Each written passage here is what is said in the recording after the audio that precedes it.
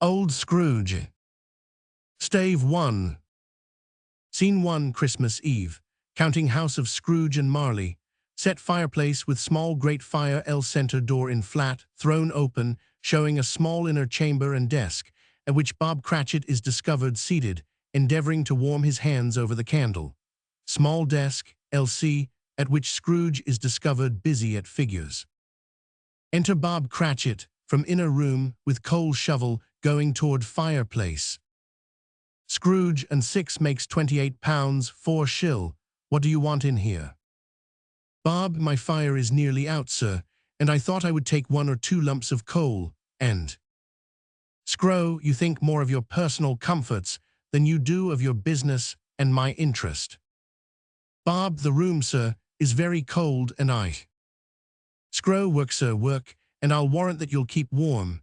If you persist in this wanton waste of coals, you and I will have to part. Bob retires to his desk, puts on his white comforter, and again tries to warm his hands. Scrooge resuming, 4 shillings and 9pence. Enter Fred Mary, C.D., saluting Bob as he passes him. Fred, a Merry Christmas, Uncle, God save you. Scro, bah, humbug. Fred, Christmas a humbug, Uncle, you don't mean that, I'm sure. Scro, I do, Merry Christmas. What right have you to be merry? What reason have you to be merry? You're poor enough. Fred, come then, what right have you to be dismal? What reason have you to be morose? You're rich enough. Scro, bah, humbug. Fred, don't be cross, Uncle. Scro, what else can I be when I live in such a world of fools as this? Merry Christmas, out upon Merry Christmas. What's Christmas time to you but a time for paying bills without money, a time for finding yourself a year older but not an hour richer, a time for balancing your books and having every item in 'em through a round dozen of months presented dead against you? If I could work my will, every idiot who goes about with Merry Christmas on his lips should be boiled with his own pudding and buried with a stake of holly through his heart. He should. Fred, Uncle. Scro, sternly, nephew, keep Christmas in your own way and let me keep it in mine. Fred, keep it, but you don't keep it. Scro, let me leave it alone then. Much good may it do you, much good it has ever done you. Fred, there are many things from which I might have derived good, by which I have not profited, I dare say, Christmas among the rest. But I am sure I have always thought of Christmas time, when it came round, apart from the veneration due to its sacred name and origin, if anything belonging to it can be apart from that, as a good time, a kind, forgiving, charitable, pleasant time, the only time I know of, in the long calendar of the year, when men and women seem by one consent to open their shut-up hearts freely, and to think of people below them as if they really were fellow passengers to the grave, and not another race of creatures bound on other journeys. And therefore, Uncle, though it has never put a scrap of gold or silver in my pocket, I believe that it has done me good, and will do me good, and I say, God bless it. Cratchit applauds, but observing Scrooge, endeavors to be intent on something else. Scro, to Bob, let me hear another sound from you, and you'll keep your Christmas by losing your situation. To Fred, you're quite a powerful speaker, sir. I wonder you don't go into Parliament. Fred, don't be angry, Uncle. Come, dine with us tomorrow. Scro, I'd see you in blazes first. Fred, but why? Scro, why did you get married? Fred, because I fell in love. Scro, because you fell in love, the only one thing in the world more ridiculous than a Merry Christmas. Good afternoon. Fred, nay, Uncle, but you never came to see me before that happened. Why give it as a reason for not coming now? Scro, good afternoon. Fred, I want nothing from you, I ask nothing of you, why cannot we be friends? Scro, good afternoon. Fred, I am sorry with all my heart to find you so resolute. We have never had any quarrel to which I have been a party, but I have made the trial in homage to Christmas, and I'll keep my Christmas humor to the last. So a Merry Christmas, Uncle. Scro, good afternoon. As Fred goes out, he exchanges greetings with Bob.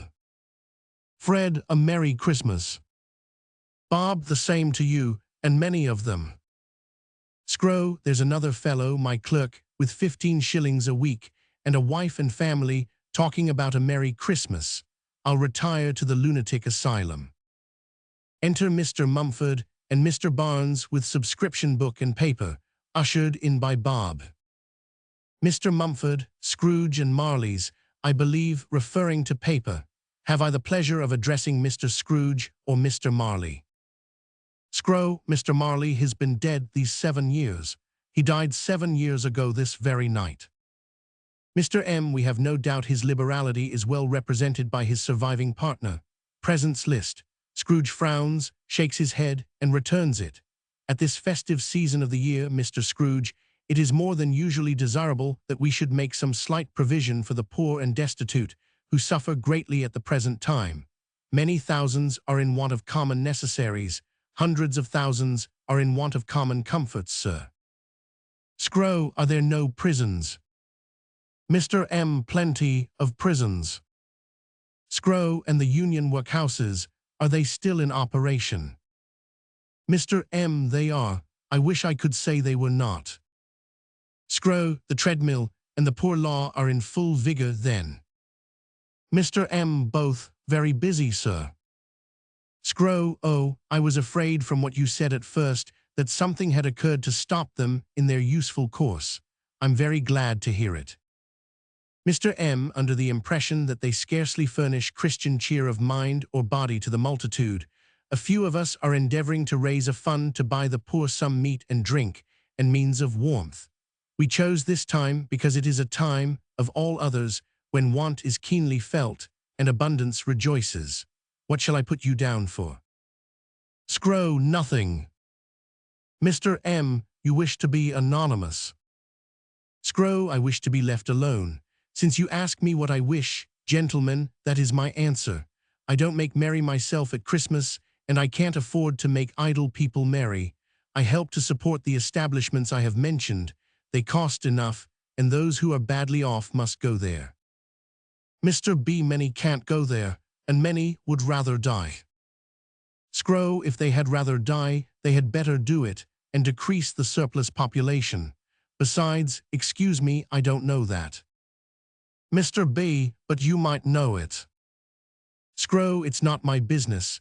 It's enough for a man to understand his own business and not interfere with other people's. Mine occupies me constantly. Good afternoon, gentlemen. Mr. M, it is useless. We may as well withdraw. Voice at door are singing. God bless you, merry gentlemen. May nothing you dismay. Scro seizes ruler and makes a dash at the door. Begone, I'll have none of your carols here. Makes sign to Bob, who extinguishes his candle and puts on his hat and enters. You'll want all day tomorrow, I suppose. Bob, if quite convenient, sir. Scro, it's not convenient, and it's not fair. If I was to stop half a crown for it, you'd think yourself ill-used, I'll be bound. Bob smiles faintly, and yet you don't think me ill-used when I pay a day's wages for no work. Bob, it's only once a year, sir. Scro, a poor excuse for picking a man's pocket every 25th of December, buttoning up his great coat to the chin, but I suppose you must have the whole day, be here all the earlier next morning. Exit C. Bob, I will, sir, you old skinflint. If I had my way, I'd give you Christmas. I'd give it to you this way, dumb show of pummeled Scrooge. Now for a slide on Cornhill, at the end of a lane of boys, 20 times, in honor of Christmas Eve, and then for Camden Town as hard as I can pelt. Exit C, with sliding motions, closing doors after him. Scene 2, Scrooge's apartments. Great fire, window, RC door, LC in flat, table, spoon and basin on table, saucepan on hob, 2 easy chairs near fire, lights down.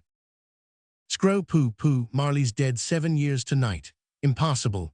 Nobody under the table, nobody under the couch, nobody in the closet, nobody nowhere, yawns. Bah humbug. Locks door R and seats himself in easy chair, dips gruel from saucepan into basin and takes 2 or 3 spoonsful, yawns and composes himself for rest. Enter Jacob Marley's ghost. R, with chain made of cash boxes, keys, padlocks, ledgers, deeds, purposes, etc. Hair twisted upright on each side to represent horns, white bandage around jaws. Scrow, it's humbug still, I won't believe it. How now, what do you want with me? Ghost Margie. Scrow, who are you? Go, ask me who I was. Scrow, who were you then? You're particular for a shade. Go, in life, I was your partner, Jacob Marley. Scrow, can you sit down? Go, I can. Scrow, do it then. Go, you don't believe in me. Scrow, I don't. Go, what evidence do you require of my reality beyond that of your senses? Scrow, I don't know. Go, why do you doubt your senses? Scrow, because a little thing affects them. A slight disorder of the stomach makes them cheats. You may be an undigested bit of beef, a blot of mustard, a crumb of cheese, a fragment of an underdone potato. There's more of gravy than of grave about you, whatever you are. You see this toothpick. Go, I do. Scrow, you are not looking at it. Go, but I see it, notwithstanding. Scrow, well, I have but to swallow this, and be for the rest of my days persecuted by a legion of goblins, all of my own creation. Humbug, I tell you, humbug. Ghost rattles chain, takes bandage off jaws, and drops lower jaw as far as possible. Scrow betrays signs of fright. Mercy, dreadful apparition, why do you trouble me? Go, man of the worldly mind, do you believe in me or not? Scrow, I do, I must. But why do spirits walk the earth, and why do they come to me? Go, it is required of every man that the spirit within him should walk abroad among his fellow men and travel far and wide, and if that spirit goes not forth in life, it is condemned to do so after death. It is doomed to wander through the world. Oh, woe is me, and witness what it cannot share, but might have shared on earth, turn to happiness. Scrow, you are fettered, tell me why. Go, I wear the chain I forged in life, I made it link by link and yard by yard. I girded it on of my own free will, and of my own free will I wore it. Is its pattern strange to you, or would you know the weight and length of the strong coil you bear yourself? It was full as heavy and as long as this 7 Christmas Eves ago. You have labored on it since. It is a ponderous chain. Scrow, Jacob, old Jacob Marley, tell me more. Speak comfort to me, Jacob. Go, I have none to give. It comes from other regions, Ebenezer Scrooge, and is conveyed by other ministers to other lands of men. Nor can I tell you what I would. A very little more is all that is permitted to me. I cannot rest, I cannot stay, I cannot linger anywhere. My spirit never walked beyond our counting-house, mark me. In life my spirit never roved beyond the narrow limits of our money-changing hole, and weary journeys lie before me. Scrow, you must have been very slow about it, Jacob. Go slow. Scrow, 7 years dead, and traveling all the time. Go, the old time, no rest, no peace, incessant tortures of remorse. Scrow, you travel fast. Go, on the wings of the wind. Scrow, you might have got over a great quantity of ground in 7 years, Jacob. Go, clinking his chain. Oh, captive, bound and double-ironed, not to know that ages of incessant labor by immortal creatures, for this earth must pass into eternity before the good of which it is susceptible is all developed. Not to know that any Christian spirit working kindly in its little sphere, whatever it may be, will find its mortal life too short for its vast means of usefulness. Not to know that no space of regret can make amends for one life's opportunity misused. Yet, such was I, oh, such was I. Scrow, but you were always a good man of business, Jacob. Go, business, mankind was my business. The common welfare was my business. Charity, mercy, forbearance, and benevolence were all my business. The dealings of my trade were but a drop of water in the comprehensive ocean of my business. At this time of the rolling year, I suffer most. Why did I walk through crowds of fellow beings with my eyes turned down, and never raise them to that blessed star which led the wise men to a poor abode? Were there no poor houses to which its light would have conducted me? Hear me, my time is nearly gone. Scrow, I will, but don't be hard upon me. Don't be flowery, Jacob, pray. Go, how it is that I appear before you in a shape that you can see, I may not tell. I have sat invisible beside you many and many a day. That is no light part of my penance. I am here tonight to warn you that you have yet a chance and hope of escaping my fate, a chance and hope of my procuring Ebenezer. Scro, you were always a good friend to me, thank Go, you will be haunted by 3 spirits. Scro, is that the chance and hope you mentioned, Jacob? Go, it is. Scro, I think I'd rather not. Go, without their visits you cannot hope to shun the path I tread. Expect the first tomorrow when the bell tolls 1. Scro, couldn't I take 'em all at once and have it over, Jacob? Go, expect the second on the next night at the same hour, the third on the night following when the last stroke of 12 has ceased to vibrate. Look to see me no more, and look that, for your own sake, you remember what has passed between us. Walks backward to window, beckoning Scrooge, who rises and follows. As soon as Ghost walks through window, which opens for him, he motions for Scrooge to stop and disappears through trap. Window closes as before. Curtain. Stave 2. Scene 1, Scrooge's bedroom. A small 4-post bedstead with curtains at L.E. Bureau R.E. Bell tolls 12. Scrooge pulls curtains aside and sits on side of bed. Touches spring of his repeater, which also strikes 12. Scro, way, it isn't possible that I can have slept through a whole day and far into another night. It isn't possible that anything has happened to the sun, and this is 12 o'clock at noon. The spirit of Christmas past rises from the hearth as Scrooge finishes his speech. Scro, are you the spirit, sir, whose coming was foretold to me? Spirit, I am. Scro, who and what are you? Spur, I am the ghost of Christmas past. Scro, long past. Spur, no, you're past. Scro, I beg you will be covered. Spur, what, would you so soon put out, with worldly hands, the light I give? Is it not enough that you are one of those whose passions made this cap, and force me through whole trains of years to wear it low upon my brow? Scro, I have no intention of offending you. May I make bold to inquire what business has brought you here? Spur, your welfare. Scro, I am much obliged, but I think a night of unbroken rest would be more conducive to that end. Spur, your reclamation, then, take heed, observe the shadows of the past, and profit by the recollection of them. Scro, what would you have me do? Spur, remain where you are, while memory recalls the past. Scene 2, the spirit waves a wand, the scene opens and displays a dilapidated schoolroom. Young Scrooge discovered seated at a window, reading. Scro, trembling, good heavens, I was a boy, it's the old school, and it's the Christmas I was left alone. Spur, you remember it. Scro, yes, I know, I was reading all about Ali Baba, dear old honest Ali Baba, and Valentine and his wild brother, Orson, and the Sultan's groom turned upside down by the genie. Served him right, I'm glad of it. What business had he to be married to the princess? There's the parrot, green body and yellow tail, with a thing like a lettuce growing out of the top of his head. There he is, poor Robin Crusoe. Where have you been, Robin Crusoe? There goes Friday, running for his life to the little creek. Halloo, hoop, halloo, poor boy. Spur, strange to have forgotten this for so many years. Scro, putting his hand in his pocket and drying his eyes on his cuff, I wish, but it's too late now. Spur, what is the matter? Scro, nothing. There was a boy singing a Christmas carol at my door last night. I should like to have given him something, that's all.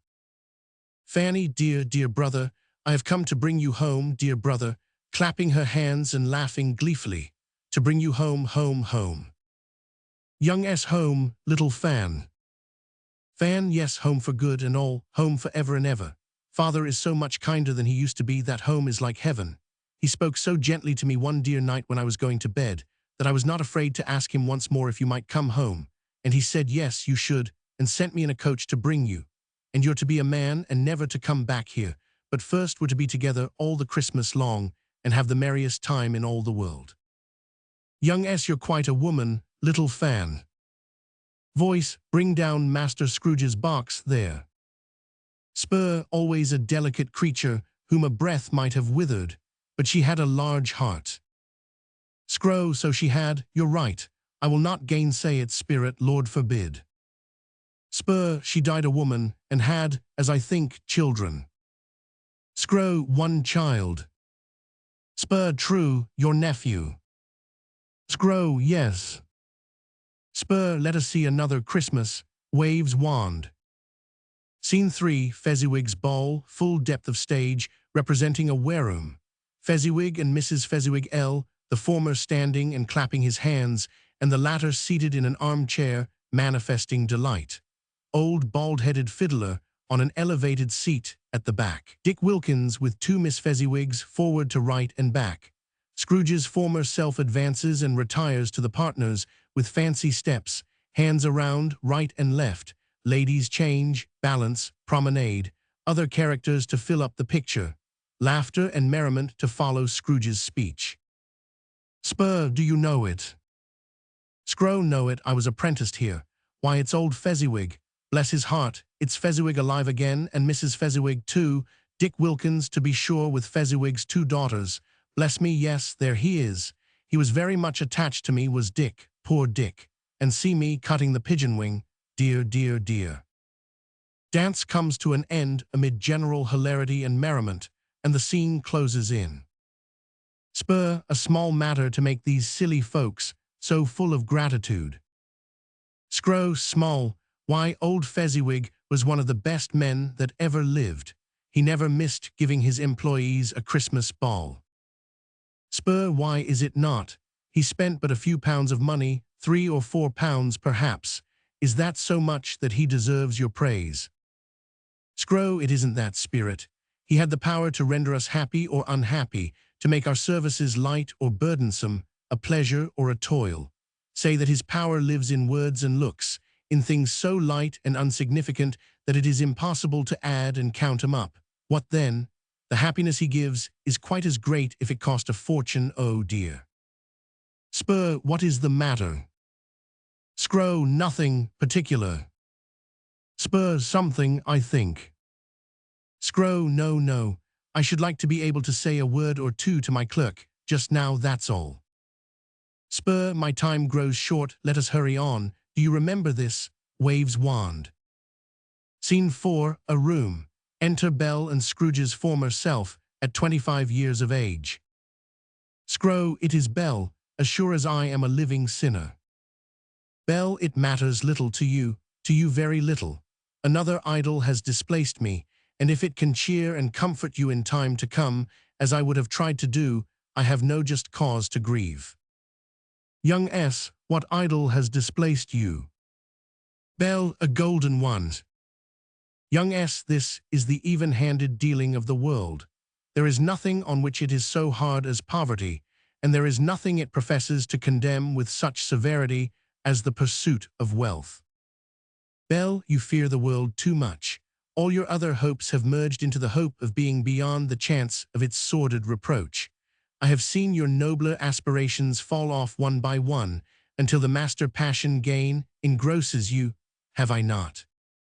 Young S, what then? Even if I have grown so much wiser, what then? I am not changed toward you, she shakes her head. Am I? Belle, our contract is an old one. It was made when we were both poor and content to be so, until in good season we could improve our worldly fortune by our patient industry. You are changed. When it was made, you were another man. Young S, I was a boy. Belle, your own feeling tells you that you were not what you are. I am. That which promised happiness when we were one in heart is fraught with misery now that we are two. How often and how keenly I have thought of this, I will not say. It is enough that I have thought of it and can release you. Young S, have I ever sought release? Belle, in words, no, never.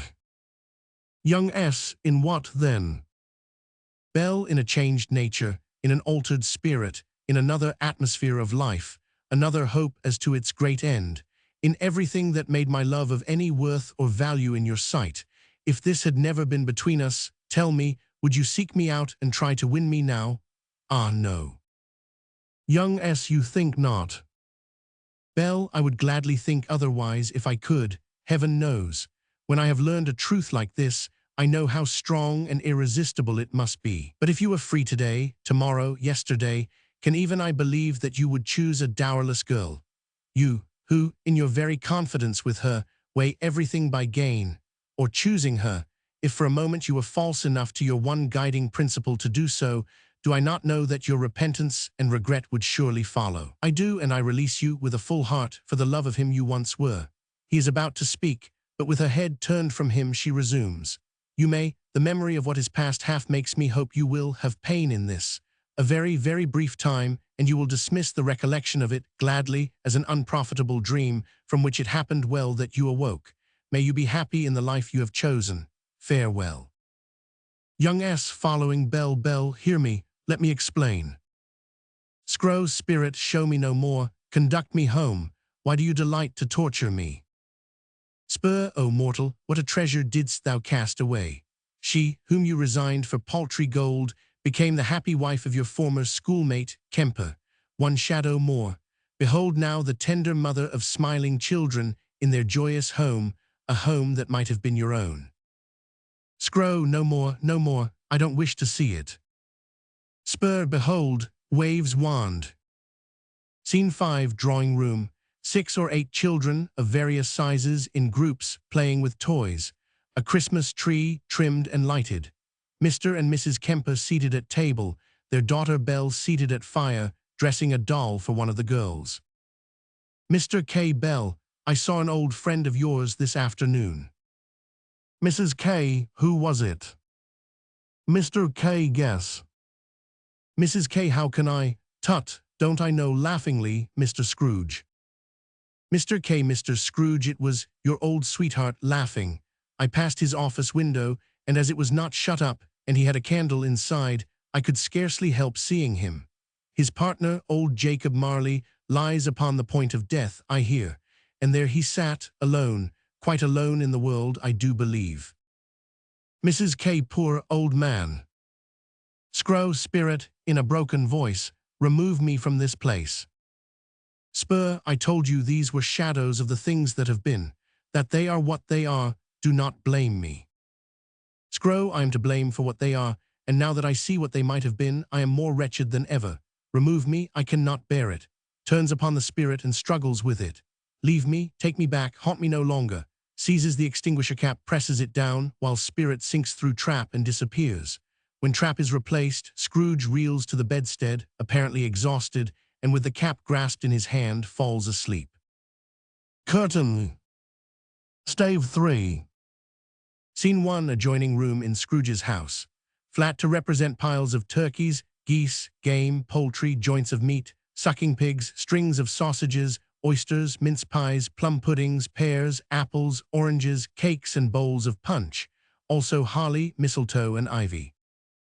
The spirit of Christmas present are discovered holding a glowing torch, shaped like a cornucopia, to shed its light on Scrooge's entrance. Spur, come in.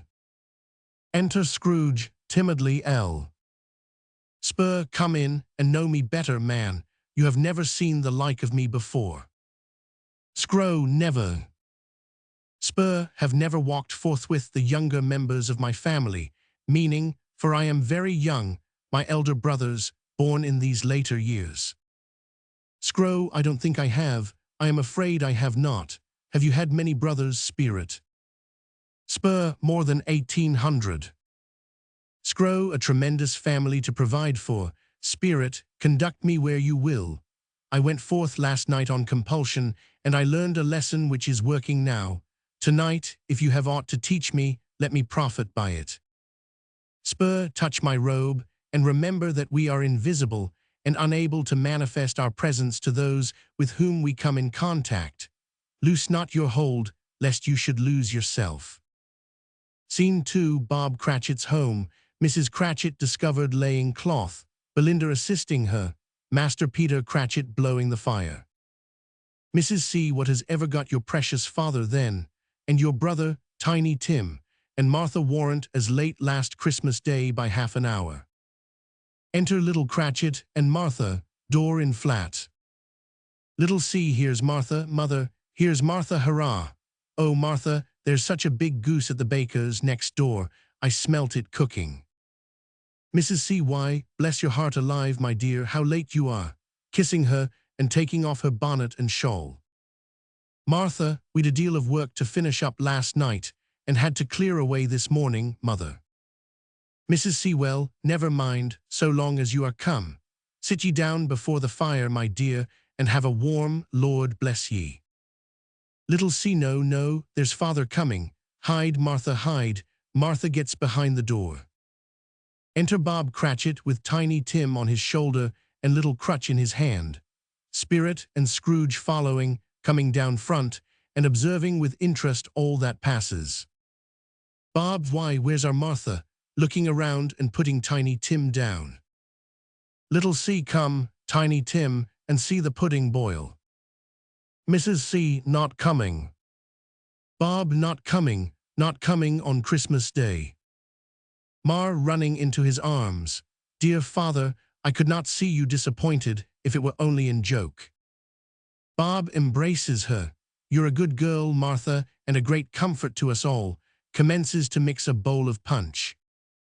Mrs. C, and how did little Tim behave? Bob, as good as gold and better. Somehow he gets thoughtful, sitting by himself so much, and thinks the strangest things you ever heard. He told me, coming home, that he hoped the people saw him in church, because he was a cripple, and it might be pleasant to them to remember upon Christmas Day, who made lame beggars walk and blind men see. Tiny Tim is growing strong and hearty. Enter little Cratchit and Peter Cratchit with the goose, followed by Tiny Tim. Little C, hurrah, hurrah, here's Peter with the big goose. Tiny Tim, hurrah. Children place chairs around the table. Bob puts Tiny Tim in a high chair beside him and Peter on his left, facing front, Belinda and little Cratchit opposite, Mrs. C and Martha at the end of the table. Bob carves and serves the goose, Mrs. C the gravy and mashed potatoes, and Martha the applesauce. Little C, oh, look at the stuffing. Tiny T, hurrah. Bob, I don't believe there ever was such a goose as this cooked. It's more tender than a woman's love, and only cost 2 and 6 pence. A Merry Christmas to us all, my dears. God bless us. Oh, God bless us. Tiny T, God bless us, everyone. Scrow, spirit, tell me if Tiny Tim will live. Spur, I see a vacant seat in the poor chimney corner and a crutch without an owner carefully preserved. If these shadows remain unaltered by the future, none other of my race will find him here. What then? If he be like to die, he had better do it, and decrease the surplus population. Scrow hangs his head, my very words. Spur, man, if man you be in heart, not adamant, forbear that wicked cant until you have discovered what the surplus is and where it is. Will you decide what men shall live, what men shall die? It may be in the sight of heaven, you are more worthless and less fit to live than millions like this poor man's child. O heaven, to hear the insect on the leaf pronouncing on the too much life among his hungry brothers of the dust. Mrs. C now, Martha and Belinda, change the plates, while I bring the nuts, apples and oranges. Bob rising and placing the punch bowl on the table. Here is what will remind us it is Christmas, fills 3 tumblers and custard cup without a handle, and passes them to Mrs. C, Peter, and Martha. I'll give you Mr. Scrooge, the founder of the feast. Mrs. C, the founder of the feast, indeed. I wish I had him here. I'd give him a piece of my mind to feast upon, and I hope he'd have a good appetite for it. Bob, my dear, the children, Christmas Day. Mrs. C, it should be Christmas Day, I am sure, on which one drinks the health of such an odious, stingy, hard, unfeeling man as Mr. Scrooge. You know he is, Robert. Nobody knows it better than you, poor fellow. Bob, my dear, Christmas Day. Mrs. C, I'll drink his health for your sake and the day's, not for his. Long life to him, a Merry Christmas and a Happy New Year. He'll be very merry and very happy, I have no doubt. All a Merry Christmas and a Happy New Year. Scrow, spirit, take me away. I see the very mention of my name casts a gloom on what, were it not for me, would be a very happy party. Spur, wait, they will soon put the memory of you aside, and will be 10 times merrier than before, and Tiny Tim will sing. Scrow, no, no, take me hence. As they retire toward the door, the spirit shakes his torch toward the party, which restores good humor. Little C.O., we forgot the pudding. All the pudding, laughter and confusion. Scene 3, a street. Mansion with lighted window showing shadow of a group. Sounds of music inside. Enters Spirit and Scrooge, Ella lamplighter with torch and ladder are. As he passes them, the spirit waves his torch, and the lamplighter exits singing a carol. Enter 2 men, quarreling. First man, but I know better, it is not so. Second man, it is so, and I will not submit to contradiction. Spirit waves his torch over them. First man, well, I declare, here we are, old friends, quarreling on Christmas Day. It is a shame to quarrel on Christmas Day. Second man, so it is a shame to quarrel on this day. God love it, so it is. Come, and if we are not merry for the rest of it, it shall not be my fault. Scrow, spirit, is there a peculiar flavor in what you sprinkle from your torch?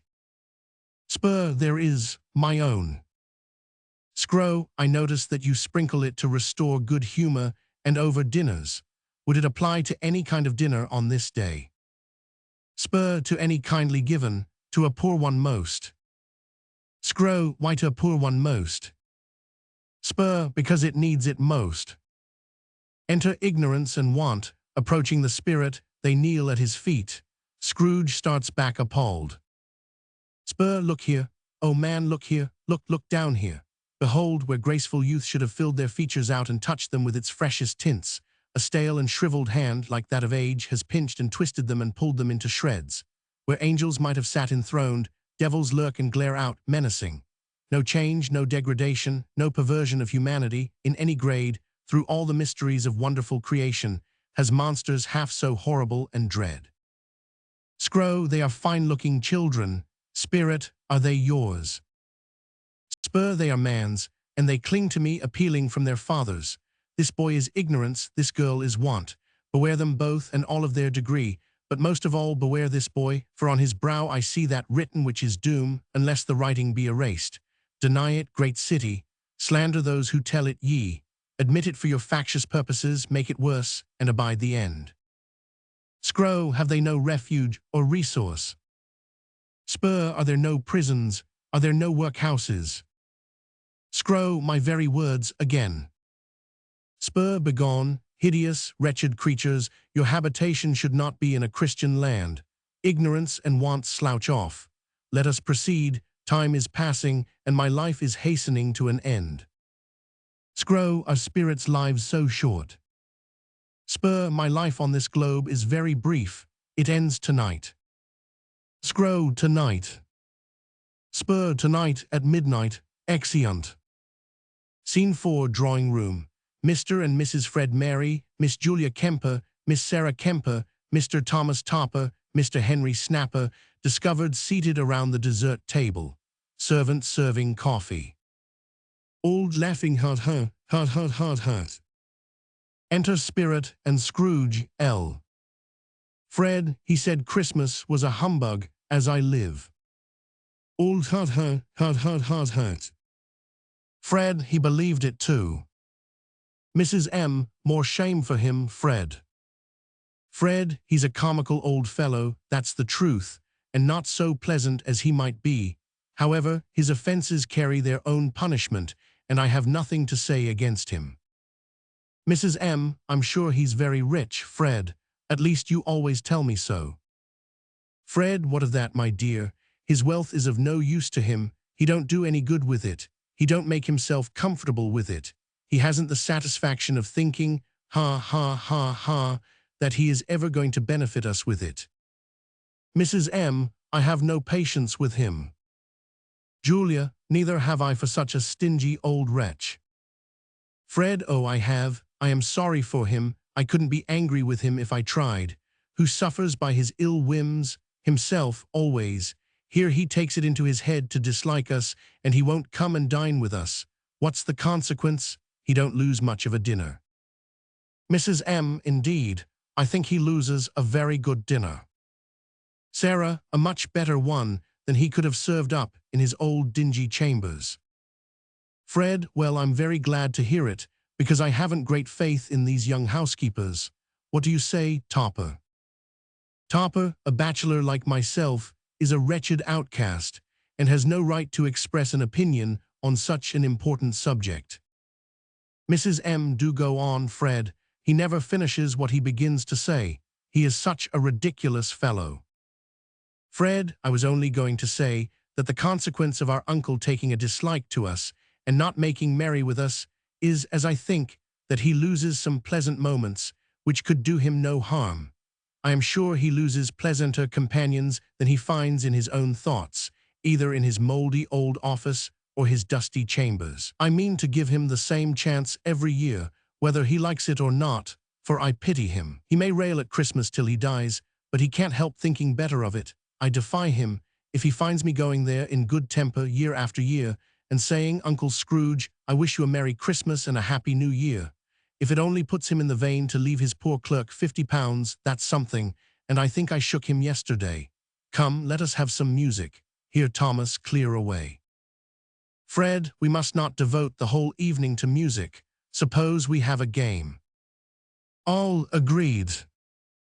Spur, time flies, I have grown old. We must hasten on. Scrow, no, 1/2 hour's spirit, only one. Fred, I have a new game to propose. Sarah, what is it? Fred, it is a game called Yes and No. I am to think of something and you are all to guess what it is.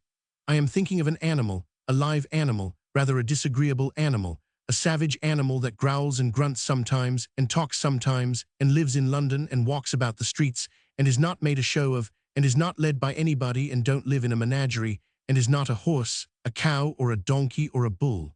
There, now guess. Mrs. M, is it a pig? Fred, no. Julia, is it a tiger? Fred, no. Topper, is it a dog? Fred, no. Sarah, is it a cat? Snapper, it's a monkey. Fred, no. Mrs. M, is it a bear? Fred, no. Julia, I have found it out. I know what it is, Fred. I know what it is. Fred, what is it?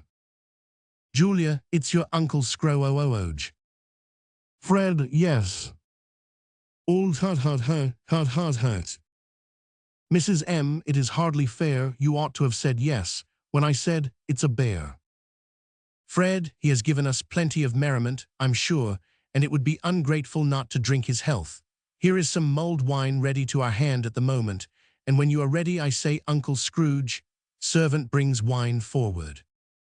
All well, Uncle Scrooge. Fred, a Merry Christmas and a Happy New Year to the old man. He wouldn't take it from me, but may he have it nevertheless, Uncle Scrooge. All Uncle Scrooge, Uncle Scrooge. Scrooge seems to make efforts to reply to the toast, while spirit drags him away. Curtain. Stave 4. Scene 1, Scrooge's chambers.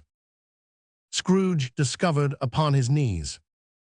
Scro, can this be the spirit of Christmas future that I see approaching, shrouded in a black garment, which conceals its head, its form, its face, and leaves nothing visible save one outstretched hand? I am in the presence of the ghost of Christmas yet to come. It points onward with its hand. You are about to show me the shadows of things that have not happened, but will happen in the time before us. Is that so, spirit? Rises and stands trembling. Ghost of the future, I fear you more than any spectre I have seen, but as I know your purpose is to do me good, and as I hope to live to be another man from what I was, I am prepared to bear you company and do it with a thankful heart. Will you not speak to me? It will not speak. The hand points straight before us. Lead on, lead on. The night is waning fast, and it is precious time to me, I know. Lead on, spirit. Scrooge crosses stage, as if following spirit to tormentor entrance, and remains while the scene changes. Scene 2, a street. Scro, here comes Stevens and their Jones. I have always made it a point to stand well in their esteem, that is in a business point of view. Enter Mr. Stevens R. and Mr. Jones L. Meeting. Stevens, how are you? Jones, pretty well, so old Scratch has got his own at last, hey? Stave, so I am told, cold, isn't it? Jones, seasonable for Christmas time. You're not a skater, I suppose. Stave, no, something else to think of. Good morning. Scro, here are more of my old business friends. The spirit directs me to hear what they say. Enter Mr. Fatchin, Mr. Snuffer, and Mr. Redface. Mr. F, no, I don't know much about it either way. I only know he's dead. Mr. R, when did he die? Mr. F, last night, I believe. Mr. S, why, what was the matter with him? Take snuff out of a large snuff box. I thought he would never die. Mr. F, I did not take the trouble to inquire. Mr. R, what has he done with his money? Mr. F, I haven't heard, yawning, left it to his company, perhaps. He hasn't left it to me, that's all I know. All laugh. It's likely to be a very cheap funeral, for upon my life, I don't know of anybody to go to it. Suppose we make up a party and volunteer. Mr. R, I don't mind going if a lunch is provided. I must be fed if I make one. All laugh. Mr. F, well, I am the most disinterested, after all, for I never wear black gloves and I never eat lunch. But I'll offer to go if anybody else will. When I come to think of it, I am not at all sure that I wasn't his most particular friend, for we used to stop and speak whenever we met. Mr. S, I would volunteer, but that I have another little matter to attend to that will prevent me. However, I have no objections to joining you in a drink to his memory. Mr. R, I am with you. Let us adjourn to the punch bowl. Scro, to whom can these allusions refer? Jacob Marley has been dead these 7 years, and surely those whom I have considered my best friends would not speak of my death so unfeelingly. I suppose, however, that these conversations have some latent moral for my own improvement, and as I have now resolved upon a change of life, I shall treasure up all I see and hear. Lead on, shadow, I follow, crosses to the opposite entrance and remains. Scene 3, interior of a junk or pawn shop. Enter old Joe, ushering in Mrs. Mangle, Mrs. Dilber and Mr. Shroud, door in flat. Old Joe, you couldn't have met in a better place, come in. You were made free here long ago, you know, and the other two ain't strangers. Stop till I shut the door of the shop. How it shrieks. There isn't such a rusty bit of metal in the place as its own hinges, I believe, and I'm sure there's no such old bones here as mine. Ha, we're all suitable to our calling, we're well matched. Come, we are at home here. Trims smoky lamp at table. Mrs. M, what odds, then? What odds, Mrs. Dilber? Throws her bundle on the floor and sits on a stool, resting her elbows on her knees. Every person has a right to take care of themselves. He always did. Mrs. D, that's true, indeed. No man cared for himself more than he did. Mrs. M, why then, don't stand staring as if you was afraid. Woman, who's the wiser? We're not going to pick holes in each other's coats, I suppose. Mr. Shroud, no indeed, we should hope not. Mrs. M, very well then, that's enough. Who's the worse for the loss of a few things like these? Not a dead man, I suppose. Mr. S, laughing, no indeed. Mrs. M, if he wanted to keep him after he was dead, the wicked old screw, why wasn't he natural in his lifetime? If he had been, he'd have had somebody to look after him when he was struck with death, instead of lying gasping out his last there, alone by himself.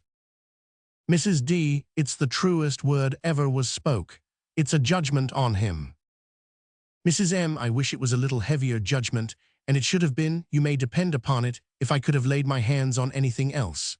Open that bundle, old Joe, and let me know the value of it. Speak out plain. I'm not afraid to be the first, nor afraid to let them see it. We knew pretty well that we were helping ourselves before we met here, I believe. It's no sin. Open the bundle, Joe. Mr. S, oh, no, we don't mind showing what we have. Here, Joe, value these. Mrs. D and Mr. S lay their packages on the table, and Joe proceeds to examine them. Joe chalking the figures on the wall as he names them. A seal, 8 shillings, pencil case 3 and 6 pence, pair of sleeve buttons 5 and 4 pence, scarf pin 9 pence, 9 and 4, 13 and 6 is 19, 7, 1 and 5, 6 and 13 is 9 and 8 makes 17. That's your account, and I wouldn't give another 6 pence if I was to be boiled for it. Who's next? Mrs. D, I hope you'll be more liberal with me, Mr. Joe.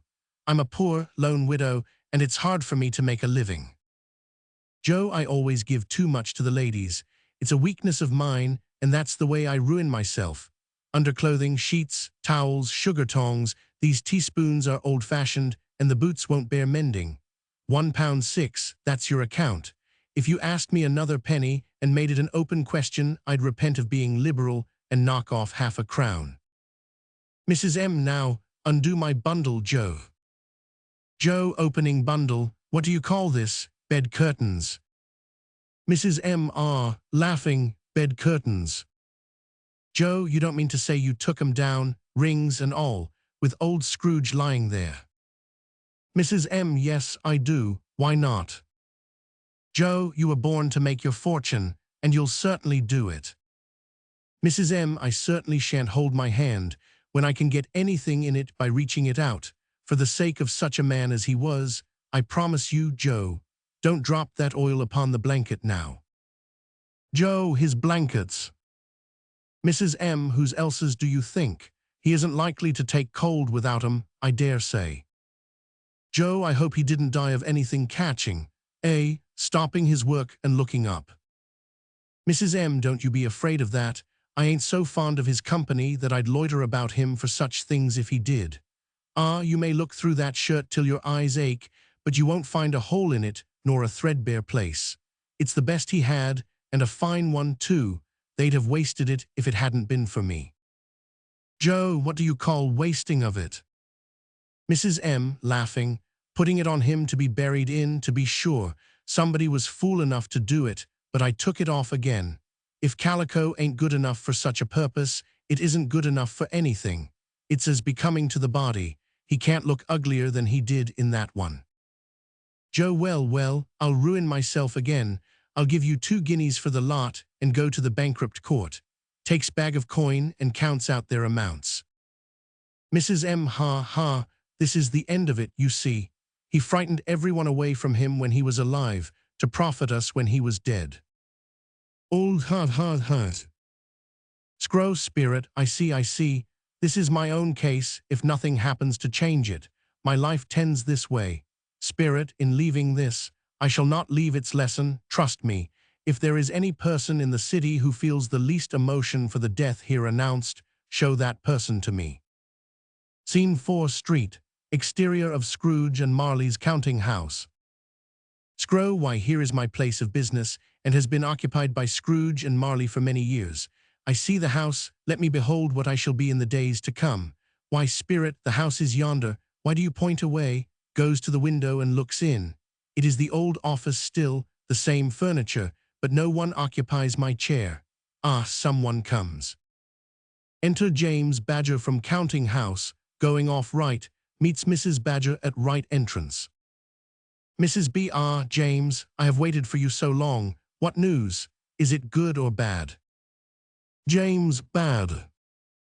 Mrs. B. We are quite ruined. James, no, there is hope yet, Caroline. Mrs. B. If he relents, there is. Nothing is past hope if such a miracle has happened. James, he is past relenting, he is dead. Mrs. B. Dead, thank heaven, we are saved. Pause. I pray forgiveness. I am sorry that I gave expression to the emotions of my heart. James, what the half-drunken woman, whom I told you of last night, said to me when I tried to see him and obtain a week's delay, and what I thought was a mere excuse to avoid me, turns out to have been quite true. He was not only very ill, but dying then.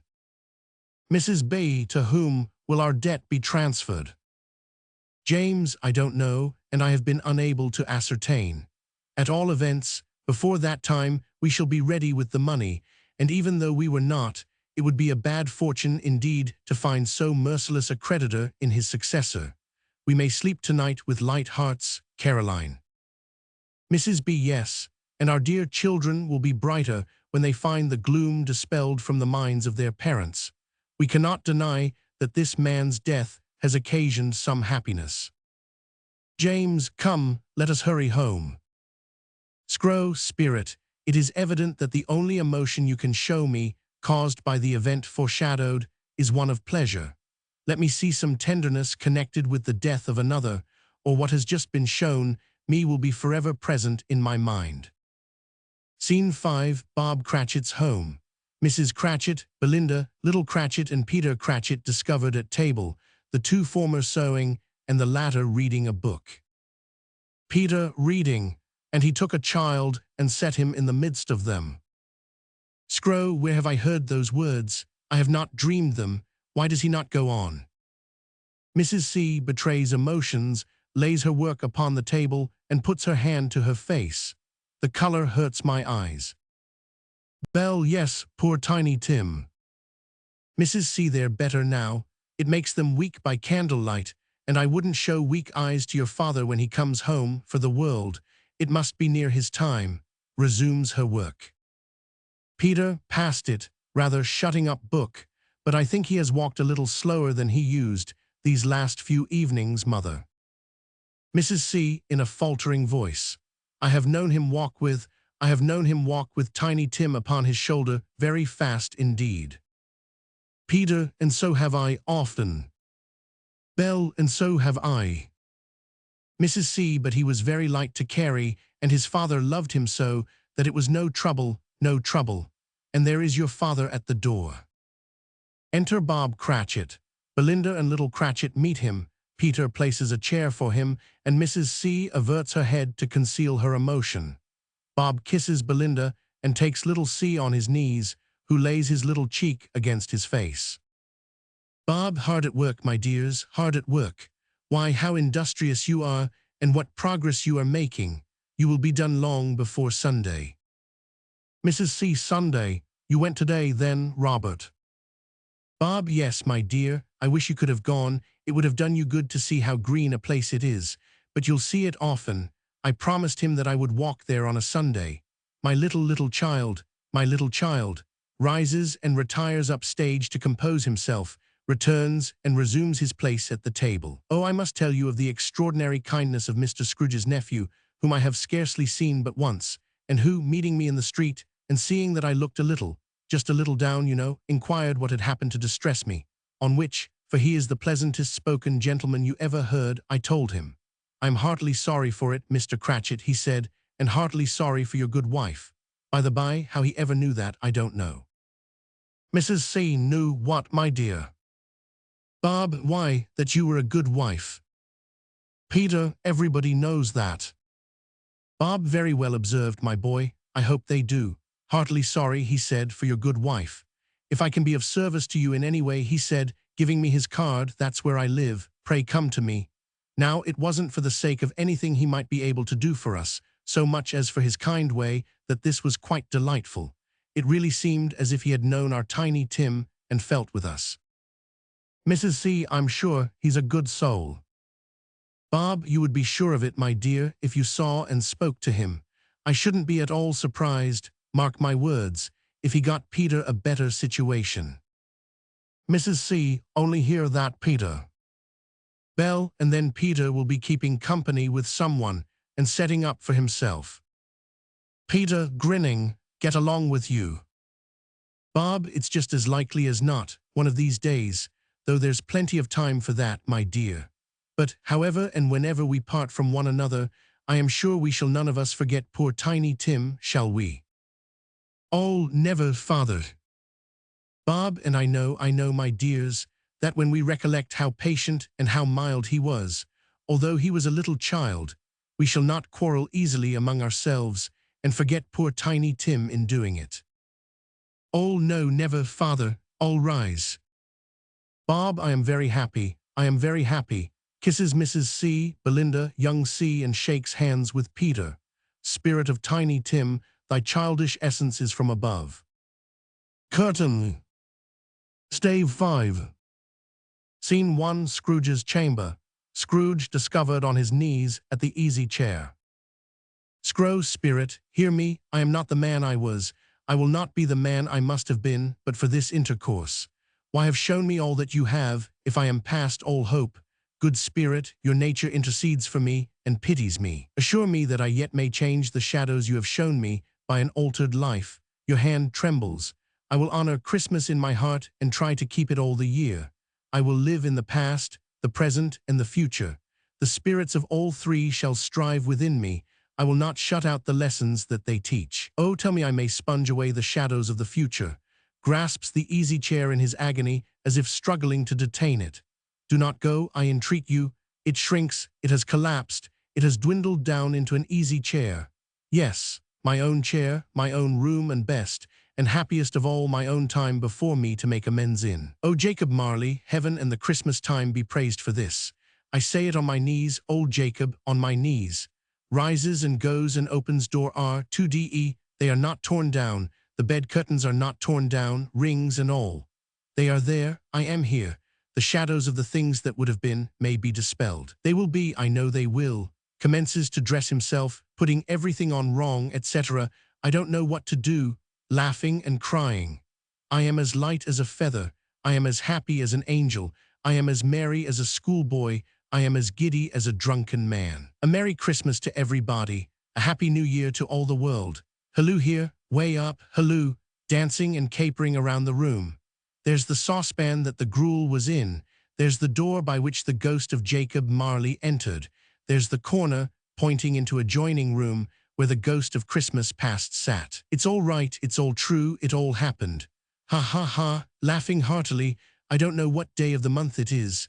I don't know how long I've been among the spirits. I don't know anything. I'm quite a baby. Never mind, I don't care. I'd rather be a baby. Halloo whoop halloo here. Bells or chimes commences to ring, goes to window and opens it. No fog, no mist, clear, bright, jovial, cold, cold, piping for the blood to dance to, golden sunlight, heavenly sky, sweet, fresh air, merry bells. Oh, glorious, glorious. Looking out of window, hey, you boy in your Sunday clothes, what's today? Voice outside, A. Scro, what's today, my fine fellow? Voice outside, today, why, Christmas Day. Scro, it's Christmas Day, I haven't missed it. The spirits have done it all in one night. They can do anything they like. Of course they can, of course they can. Returns to window, halloo, my fine fellow. Voice outside, halloo. Scro, do you know the poulterers in the next street but one, at the corner? Voice outside, I should hope I did. Scro, an intelligent boy, a remarkable boy. Do you know whether they've sold the prize turkey that was hanging up there? Not the little prize turkey, the big one. Voice outside, what, the one as big as me? Scro, what a delightful boy. It's a pleasure to talk to him. Yes, my buck. Voice outside, it's hanging there now. Scro, is it? Go and buy it. Voice outside, what do you take me for? Scro, no, I am in earnest. Go and buy it, and tell him to bring it here, that I may give them the directions where to take it. Come back with the man, and I'll give you a shilling. Come back with him in less than 5 minutes, and I'll give you half a crown. That boy's off like a shot. I'll send it to Bob Cratchit's, rubbing his hands and chuckling. He shan't know who sent it. It's twice the size of Tiny Tim. Joe Miller never made such a joke as sending it to Bob's will be. I must write the directions for that turkey. Sits at table to write. Scene 2, a street. Exterior of Scrooge's chambers. Enter Scrooge from the house. Scro, addressing the knocker on the door. I shall love it as long as I live. Patting the knocker. I scarcely ever looked at it before. What an honest expression it has in its face. It's a wonderful knocker. Here's the turkey. Enter boy with large turkey. Scro, halloo, whoop, how are you? Merry Christmas. There's a turkey for you. This bird never could have stood upon his legs. He would have snapped 'em short off in a minute like sticks of sealing wax. Here's your half-crown, boy. Now take the monster to Bob Cratchit, Camden Town, and tell him it's a present from his grandmother, who wishes him a Merry Christmas and a Happy New Year. Hold that, turkey is too large for you to carry. Take a cab, here's the money to pay for it. Enter Mr. and Mrs. Badger, R. Scrow, why here comes James Badger and wife, as sure as I live. Good morning. James, good morning, sir. A Merry Christmas to you. Scrow, the same to you both, and many of them. Mrs. B, he seems in a good humor. Speak to him about it. Scrow, going to church, eh? James, we were going, sir, to hear the Christmas carols, but mindful of the obligation resting upon us, which falls due tomorrow, and of our inability to meet the payment, we have called to beg your indulgence and ask for a further extension of time. Scrow, why, James, how much do you owe me? James, £20, sir. Scrow, how long since you contracted the debt? James, 10 years tomorrow, sir. Scrow, then you have already paid me over half the amount in interest, which interest has been compounded, and I have, in fact, received more than the principal. My dear fellow, you owe me nothing, just consider the debt cancelled. James, surely, sir, you cannot mean it. Scrow, but I do. Mrs. B. Oh, sir, how can we ever sufficiently manifest our gratitude for such unexpected generosity? Scrow, by saying nothing about it. Remember, James and wife, this is Christmas Day, and on this day of all others, we should do unto others as we would have them do unto us. James, may heaven reward you, sir. You have lightened our hearts of a heavy burden. Scrow, there, go to church. James, we shall, sir, and remember our benefactor in our devotions. Shaking hands, I can say heartily a Merry Christmas. Mrs. B, and a Happy New Year. Scrow, I guess they are glad now that I am alive, and will be really sorry when I die. Halloo, whoop. Enter Mr. Barnes, L. passes across stage. Scrooge follows and stops him. Scrow, my dear sir, taking both his hands, how do you do? I hope you succeeded yesterday. It was very kind of you. A Merry Christmas to you, sir. Mr. B, Mr. Scrooge. Scrow, yes, that is my name, and I fear it may not be pleasant to you. Allow me to ask your pardon, and will you have the goodness, Scrooge whispers in his ear. Mr. B, Lord bless me, you take my breath away. My dear Mr. Scrooge, are you really serious? Scrow, if you please, not a farthing less. A great many back payments are included in it, I assure you. Will you do me the favor?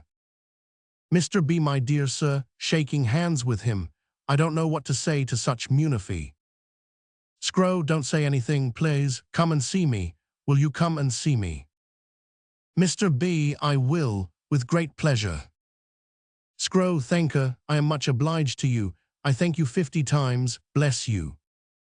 Enter Bob Cratchit, R., with Tiny Tim on his shoulder. Scrow, halloo, Bob Cratchit, what do you mean by coming here? Bob, I am very sorry, sir. I was not coming, I was only passing, sir, on my way to hear the Christmas carols. Scrow, what right have you to be passing here to remind me that it is Christmas? Bob, it's only once a year, sir. It shall not be repeated. Scrow, now I'll tell you what, my friend, I am not going to stand this any longer, and therefore I give you permission to pass my house 50 times a day if you want to. I give you a week's vacation without any deduction for lost time. I am about to raise your salary. Giving him a dig in the waistcoat, Bob staggers back, and Scrooge follows him up. A Merry Christmas, Bob, slapping him on the back. A merrier Christmas, Bob, my good fellow, than I have ever given you for many a year. I'll raise your salary and endeavor to assist your struggling family, and I'll be Tiny Tim's godfather. Come along, my good fellow, we'll go to church together and discuss your affairs on the way. Tiny Tim, what do you say to that? Tiny Tim, I say God bless us, everyone. Bob, I would like to say something, sir, but you have deprived me of the power of speech. Scrow, come on then, we'll talk it over as we go. Come, Tiny Tim, and go with your godfather. Takes Tim on his shoulder. Exeunt L. Scene 3, drawing room in Fred Mary's house.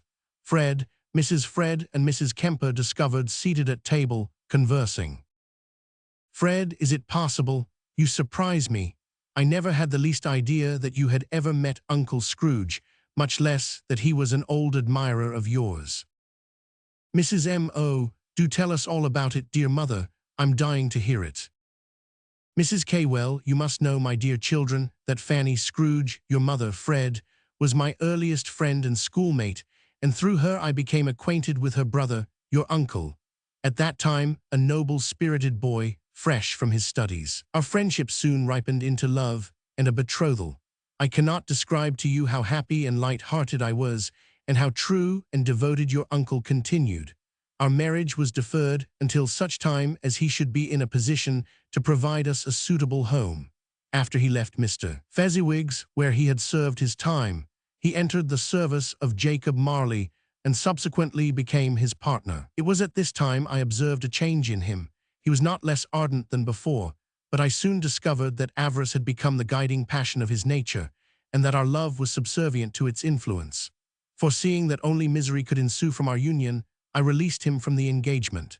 And now, after the lapse of many years, with the exception of the day, 5 years ago, when he attended your father's funeral, we have not met or exchanged a word with each other. Mrs. M. But, mother, did you really love him? Mrs. K. I did, my dear, previous to the discovery of the change in him. Mrs. M. And did you not sacrifice your love in releasing him? Mrs. K. I merely sacrificed my desires to common sense.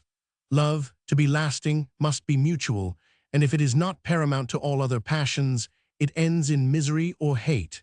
Hence, being guided by judgment, I soon found by experience that true love can again exist if worthily bestowed.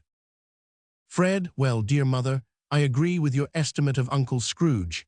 This is the 6th Christmas day of our married life, and each Christmas Eve I have invited him to come and dine with us, but he has never yet honored us with his presence, and I suppose he never will. Scro gently opening the door and putting in his head. Fred, may I come in? All start and rise, and Fred rushes toward the door with both hands extended. Fred, why, bless my soul, who's that? Scro, it's I, your Uncle Scrooge. I have accepted your invitation. Will you let me in? Fred let you in, shaking him heartily by both hands. Dear heart alive, why not? Welcome, welcome, my wife, your niece. Yes, you may. Scrooge kisses her, our mother. Scro, bell heavens, what shall I do? Aside. Mrs. K. I fear that our meeting will be painful. I beg your permission, my son, to retire. Fred, no, no, no. This is Christmas Day. Everybody can be happy on this day that desires to be, and I know that your meeting can be made a pleasant and agreeable one if you both so will it. Peace on earth and goodwill to man is the day's golden maxim. Scro, although somewhat embarrassed, I concur most heartily in the wise and good-natured counsel of my dear nephew. Never before have I experienced the joys common to this day, and never hereafter, while I am permitted to live, shall I miss them. In the past 24 hours, I have undergone a complete revolution of ideas and desires, and have awakened unto a new life. Instead of a sordid, avaricious old man, I trust you will find a cheerful, liberal Christian, ever ready to extend to his fellow creatures a Merry Christmas and a Happy New Year. Fred, why, Uncle, I wonder you don't go into Parliament. I could dance for joy. Embracing him, you dear old man, you shall ever find a hearty welcome here. Mrs. M, I join with my husband in his earnest congratulations. Mrs. K, I confess, Mr. Scrooge, that I am rejoiced to find your nephew's assertions so quickly verified, and that an opportunity is offered to renew an acquaintance which I hope will end in uninterrupted friendship. They shake hands. Fred, here comes Topper and the girls. Enter Topper and Julia Kemper, Snapper and Sarah Kemper. Fred, come girls, hug and kiss your Uncle Scrooge. He has come to make merry with us. Takes the girls to Scrooge and endeavors to make them hug, doing most of the hugging himself. Hug him hard. This is Topper and this is Snapper. They are both sweet on the girls. All laugh. Julia and Sarah, oh, you bad man. Fred, come, let us lose no time. What do you say to a game? Shall it be blind man's buff? All agreed. Fred, come, Uncle Scrooge, the oldest first. Scro, do with me as you please. It is Christmas Day. They play a lively game, falling over chairs, etc. Scrooge catches each lady and guesses wrong, until he gets Mrs. Mary, who in turn catches Topper, who pulls the bandage down and goes for Julia, and pretends that he tells who she is by the way the hair is fixed, etc. Scrooge and Mrs. Kemper retire upstage and converse. Julia, that's not fair, you peeped, I won't play any more, goes upstage with Topper. Fred, well, I could have guessed that catch, and it's nothing more than fair that he should peep before making it. It seems, my dear, that our company have divided into couples. Ought we not demand an explanation? Mrs. M, as master of the house, it is your duty.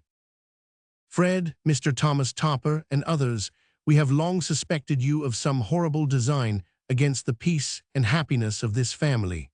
What say you to the charge? Julia, on behalf of our clients, we plead guilty. Sarah, and urge extenuating circumstances. Fred, then nothing more remains but for the court to pronounce sentence, which is, that you be placed under the bonds of matrimony at such time and place as may suit your convenience. But Madam Bell Kemper and Ebenezer Scrooge, what have you to say in your defense? Mrs. K, only this, that Christmas works wonders.